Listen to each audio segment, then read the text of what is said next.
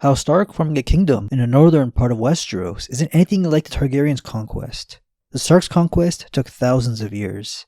It's one of the tales in the lore that we're not entirely sure if all the stories are true. Getting everything right from 8 or 10,000 years back would be unrealistic, even with the Greenseer's powers. We're not meant to know the nitty-gritty details, but one aspect seems to be a sure thing. The family's dynasty kicks off with Brandon the Builder, the legendary first Stark. 8,000 years later, and Brandon is still the most commonly used name for Stark characters. Brandon the Builder may have been the grandson of the first man on Westeros, a mythical figure who may or may not have existed. He led the first men on this continent by foot. One of Garth's many famous children was Brandon's father. Guess what his name was? Also Brandon. Brandon of the Bloody Blade is what he's called. And instead of becoming a king like many of Garth's children, Brandon of the Bloody Blade is mainly known for driving giants out of the Reach and warring against the children of the forest. It's said he killed so many children at a location in the Reach, called the Blue Lake, that it has been since known as Red Lake ever since. Yeah, parts of the lore like that, you gotta take with a grain of salt. Whatever sounds like it would make for a great song was likely made up by a traveling singer. Whether Bran the Builder was the Bloody Blade's son or descendant, after some time he made his way to the north. Must have been a very long and dangerous trip. We're talking 0 roads, 0 inns. During the trip, while still a boy, Bran advised the first Storm King how to build a castle to withstand all the storms that previously destroyed 6 of his castles.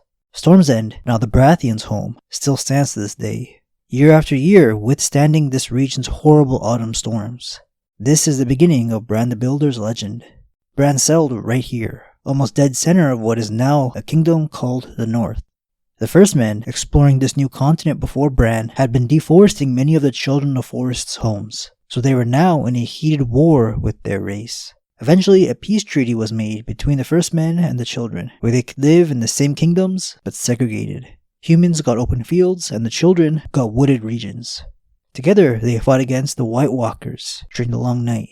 We don't know of Brandon's involvement during the generation-long darkness. He may or may not have been alive at this point, but afterwards, he's credited for the construction of the wall. With the help of the Children of the Forest magic for extra protection and the giant's strength, one of this world's man-made wonders were completed. It wasn't anywhere near as tall as it is now, but they were safe from any more world-ending invasions, and they got some nice border protection. Heading back to the center of the north, Bran then focused his efforts in making himself a home, Winterfell. He picked out the best location in the north. Construction began atop natural hot springs. It would keep his family warm during the lethal winters. He likely spent the rest of his life on this project, without ever worrying about carving out a kingdom for his descendants. He formed House Stark and just chilled. It's mentioned that House Hightower's final lighthouse was done by Brandon Stark. Though in the same paragraph of The World of Ice and Fire, it's written that it's unknown which Brandon Stark it was. Could have been a son or grandson named after Bran the Builder. I like to think he spent his entire adulthood fortifying the North and Winterfell. Then word spread about his talents down south, and the phone calls came ringing for work from Stark builders. With a castle and the walls set up, they earned the name of Kings of Winter. But they were far from the only kings around. Children of the Forest seemed easy enough for the Starks to coexist with, but the giants were harder to communicate with. One early King of Winter drove all the giants from the north.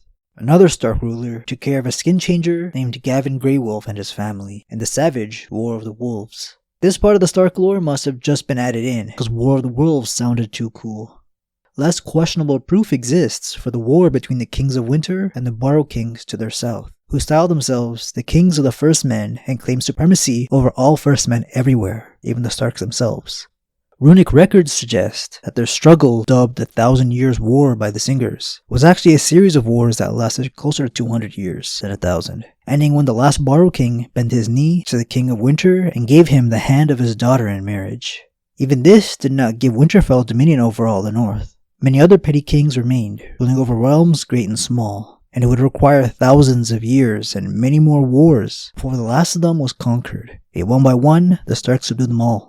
And during these struggles, many proud houses and ancient lines were extinguished forever. You may not like to hear it, but the lovable Starks are most definitely colonizers.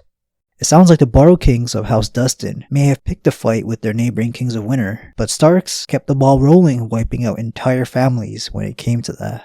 All they had to do was bend the knee, but you know how prideful some characters are. Amongst the houses reduced from royals to vassals, we can count the Flints of Breakstone Hill, the Slates of Blackpool, the Umbers of the Last Hearth, the Locks of Oldcastle, the Glovers of Deepwood Moat, the Fishers of the Stony Shore, the Riders of the Rills, and mayhaps even the Blackwoods of Raventree, whose own family tradition insists they once ruled most of the Wolfswood before being driven from their land by the Kings of Winter. That's a big one. House Blackwood may be on great terms with the Stark family now, but most had some deep-rooted hatred for them back then. The Blackwoods had to start over in the Riverlands as kings over here, but still seem to be Northerners at heart, especially when it comes to their dedication to the old gods. Despite all the pressure from their neighboring kings, the Blackwood family still pray to the Weirwood tree. Out of all the houses, the two with the seemingly closest bond with the old gods are the Starks and Blackwoods. Chronicles found in the archives of the Night's Watch's libraries speak of the war for Sea Dragon Point, wherein the Starks brought down the Warg King and his inhuman allies, the Children of the Forest. When the Warg King's last redoubt failed, his sons were put to the sword, along with his beasts and greenseers, whilst his daughters were taken as prizes by their conquerors.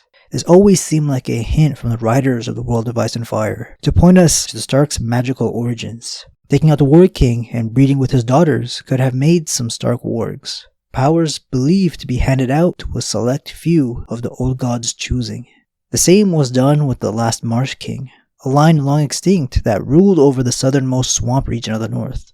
Rumors still linger thousands of years later about the Marsh King having a deep connection with the old gods, the kind of connection that possibly gives the people of the swamp abilities similar to greenseers.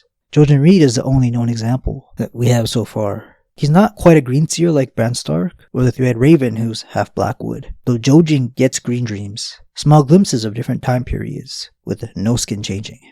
The Reeds and their swamp race of people, called Chronic Men, look similar to the Children of the Forest, so could have a bit of their blood, like it's rumored some characters have Giant's blood.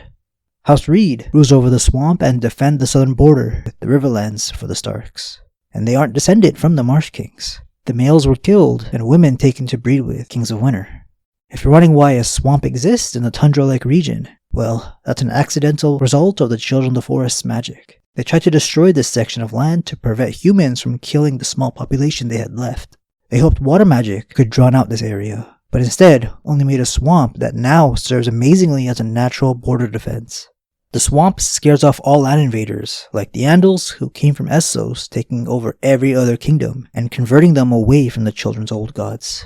The only known family in the north to follow the faith of the Seven, like most of Westeros, is House Manderly. They're the reverse Blackwoods. They ran from their ancestral home in the Reach when Conquest came knocking, all the way to the north, swearing fealty to the Starks. The Kings of Winter let them control and build up the only port city called White Harbor, something the Manderlys never forgot, and it's a big reason why they're so fiercely loyal.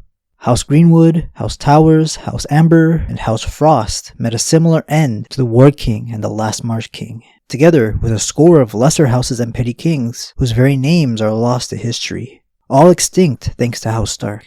Yet the bitterest of foes of Winterfell were undoubtedly the Red Kings of the Dreadfort, those grim lords of House Bolton, whose domains of old stretched from the Last River to the White Knife, and as far south as the Sheep's Head Hills. All families grew to love and loyally serve the Starks for thousands of years, all except House Bolton. The enmity between the Starks and Boltons went back to the Long Night itself, it is claimed. The wars between these two ancient families were legion, and not all ended in victory for House Stark. King Royce Bolton, second of his name, is said to have taken and buried Winterfell itself. His namesake and descendant, Royce IV, remembered by history as Royce Redarm for his habit of plunging his arm into the bellies of captive foes to pull out their entrails with his bare hand, did the same 3 centuries later. Other Red Kings were reputed to wear cloaks made from the skin of Stark princes they had captured and flayed.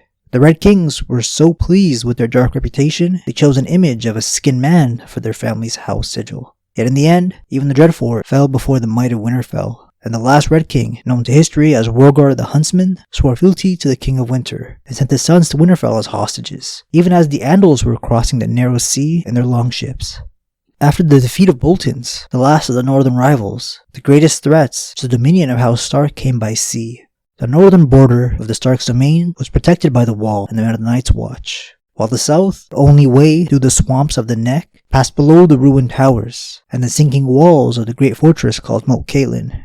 Even when the Marsh Kings held a moat, their chronic men stood staunch against invaders from the south, allying with the Borrow Kings, Red Kings, and Kings of Winter as need be to turn back any southern lord who sought to attack the north. And once King Rickard Stark added the neck to his domain, Moat Cailin proved even more imposing. Few sought to push past it, and the histories say that none ever succeeded. The vast and frigid realm of the Kings of Winter is generally considered the first and oldest of the Seven Kingdoms, in that it has endured unconquered for the longest. The vagaries of geography and history set the North apart from their southern neighbors. Almost all of the Stark's vassals brought into their kingdom played nice. The Boltons passed down their antagonist attitude down their family line, just like the Starks passed down their strong sense of duty. Both families share a sense of coldness to them. The Starks set up branch families in strategic locations, House Karstark being one of the northernmost houses, and House Greystark out east. One of the worst things the Boltons had ever done after kneeling to a King of Winter was team up with House Greystark and rebel against the Starks. House Greystark went extinct, fighting their own distant relatives. The Boltons somehow persisted and swore fealty again, just to rebel over and over in the past few thousand years. The signs were all there, but the Red Wedding still shocked us. Though a lot of this info about the Boltons came long after the third book's publication, where Roose betrays the Starks again. The people of the island Skagos are right behind the Boltons for the Worst Subject Award. They're savages similar to the Ironborn raiding the mainland north. It got so bad that a former King Brandon Stark had to ban them from sailing. In the southeastern waters above the Vale are 3 small islands, called the Three Sisters. Like the Skagosi, they annoyed the hell out of their neighbors for their nice things. One king in the north grew tired of dealing with them and decided to conquer the 3 islands. He was successful. It was now remembered as the Rape of the Three Sisters. The Northerners, in all their rage, apparently went way out of hand, to the point where the Sisterton had to ask for the Arryns to back them up. The deal was, the sisters would join the Vale's kingdom in return for freeing them from northern rule. Ownership passed between these 2 kingdoms, back and forth, in the 1,000-year-long worthless war. But the North eventually didn't see a point in fighting so hard for these lackluster islands and let the Arryns have them. The Starks never attempted another land grab. They were nice and warm in their naturally warmed castle, and even opened up Wintertown outside their castle gates for their subjects, who couldn't otherwise survive a harsh winter. They had all they needed, and even the mountain clans loved and respected them. They were safe from all directions. That's why this is the only kingdom to never be taken over by Andal invaders. All was good until dragons came around. The last Stark king, well, before Robb was crowned, amassed the North's army, then immediately bent the knee when seeing the Targaryens' dragons in person. This kingdom that took the Starks thousands of years to forge was handed over in a day without a fight. And that was the right call for the king who knelt. After the dragons went extinct, the Greyjoys saw an opportunity to become King of the Isles and the North. It's just a dumb name though. They can't control shit. Even the Boltons' hold over this entire kingdom is shaky. With the White Walkers knocking at the wall, it's a rough time to be Northerner in the current story. Though has there really ever been a great time? Ned Stark's time as Lord was as close as pleasant as it gets. A 10-year-long summer, with the only battle taking place outside the kingdom when the Greyjoys stupidly openly rebelled against King Robert Baratheon.